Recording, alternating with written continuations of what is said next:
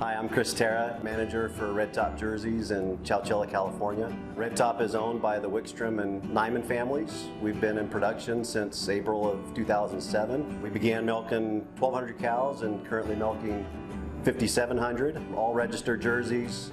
Being a partnership with Red Top, we've had a home for all of our replacements within the partnership, whether they stayed at Red Top or went to partnership dairies. Of course, with the industry being what it was, we were able to take advantage of those markets. Things have changed, obviously, in the markets. Cattle prices declined.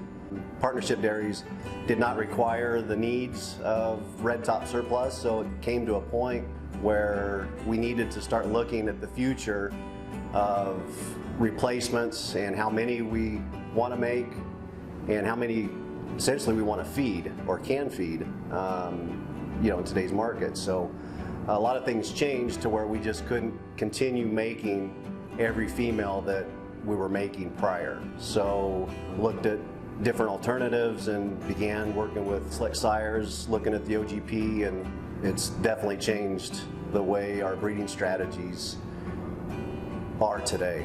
My thought process utilizing OGP and the information that has given me has evolved quite a bit over the last 12 months. We've just recently started putting our beef calves on the ground last week. We've had a handful born, and I think there's 85 due this month in July. Fast forward November, December, 300 plus a month. So that evolution, is a lot of just me being confident in what the system, not just on paper, can do, but also implementing a lot more sex semen, beef semen. We had used obviously sex semen in the past on milk cows and kind of knew what to expect on conception rates. Beef semen, had no clue what to expect, and just kind of got my feet wet a little bit. Probably now looking back, should have started sooner, because when we started, we were mid-30s preg rates, and of course I didn't want to impact that. I wanted to maintain, if not improve upon that. And after we started getting some preg checks, especially with the beef semen, gained a lot more confidence in just the fertility side of it, and was able to make an easier decision to go more aggressive and actually follow the OGP probably near exact of what the recommendations are. And again, just maintaining that fertility was the hesitation in the beginning, but once those numbers started coming in, it was a lot easier now just to have Brad run OGP and say, okay, where do we need to be? That's where we're at. Mate the cows and away we go. With the beef semen, those have been mated on our older cows, third plus lactations, 98%. And there's a few of those do get sex semen, but not very many. And those are continuing to be our highest preg rate population. Originally, I started working with Dennis Curtin, and I love working with Dennis. He's got a great personality, and he established the relationship that I have with All West, and it's grown through Dennis since then. The merger with Accelerated, I had already dealt with Brian in the past, so that was easy. Brian's a great guy, and since then, Brian now runs my matings. I'll email him a list of bulls throughout all the studs, whatever my list is.